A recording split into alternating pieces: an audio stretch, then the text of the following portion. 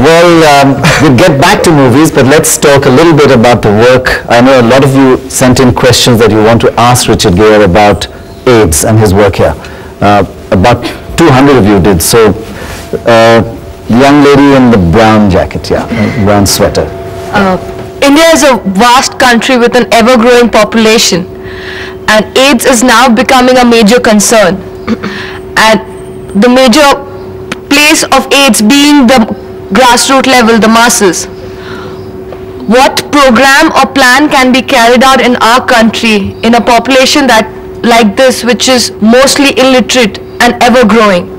Yeah, well, it's a good question coming from this group, because it's a very young group here. This is a group that's interested in sex, no?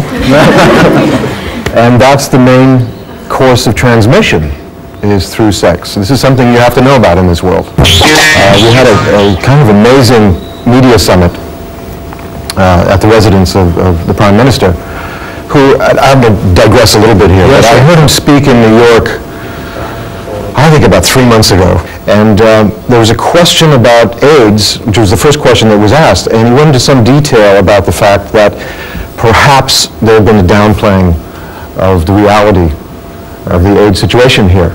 And he said this is something that under his administration it would be dealt with in a very realistic and a very passionate way.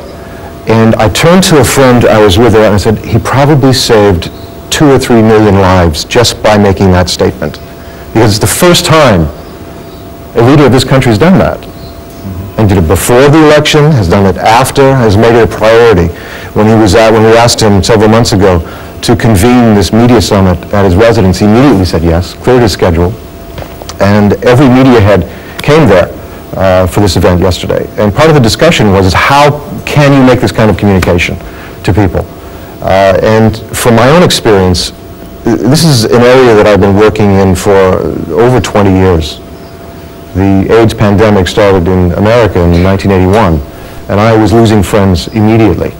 And even more recently, 2 years ago, a very, very close friend of mine died. He'd been sick for, 18 years or so. It's still very raw for me, this experience. About 5 years ago, I looked around my world and I said to myself, India doesn't know what's going to happen to it. They haven't been told, there hasn't been leadership here. There's been a sense of denial and an inability to talk about sex, frankly, which is the prime mode of transmission of this horrible disease. So my first approach was to my community here, was to the actors, dancers, writers, musicians, etc. And we started creating some events just to talk about it. And there was some media that came out of that, but it wasn't systematic and it wasn't programmatic. And you can't do anything like this without having vast partnerships throughout all sectors. So the media is the quickest way and the most effective way, I think, of doing this. With the leadership of government and the vast resources of government and the reach of government to go to all of the difficult and diverse places in this wonderful country. You can't do it without government, impossible. And you can't do it without media, but you can't do it with one media. You can't do it with just NDTV. You have to talk to all the vast different groups in the vast different languages. Right.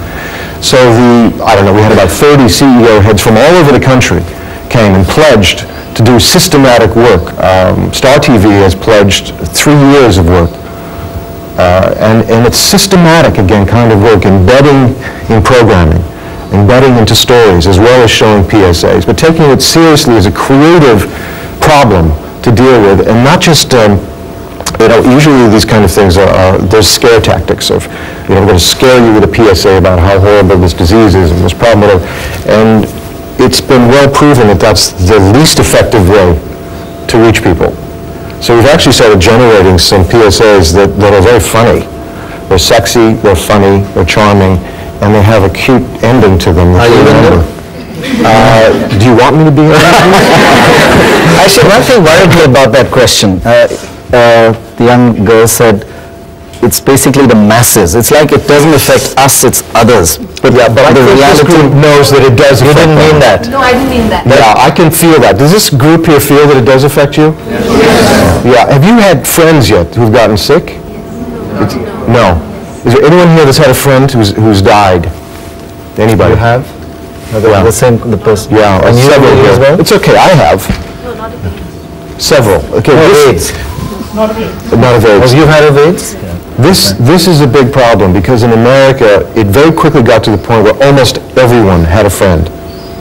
Some distant, some close, whatever, but it touched you in some way. And this is a big problem in this country, is that people, either it hasn't really touched them, or they are in denial about it. And I find both of those are true. People who have told me that, no, I don't know anyone.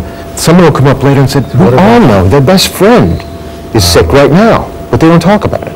And that's a big problem in this country, just literally not talking about it. Talking about it, trading information,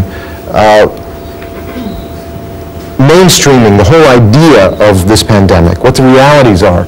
I hate to say this, but probably if I gave a quiz now about what AIDS is, most of the people in this room would fail it. There are a lot of misconceptions. Try one or two questions. Can you get AIDS from kissing? No. You're sure about that? Yes. Great.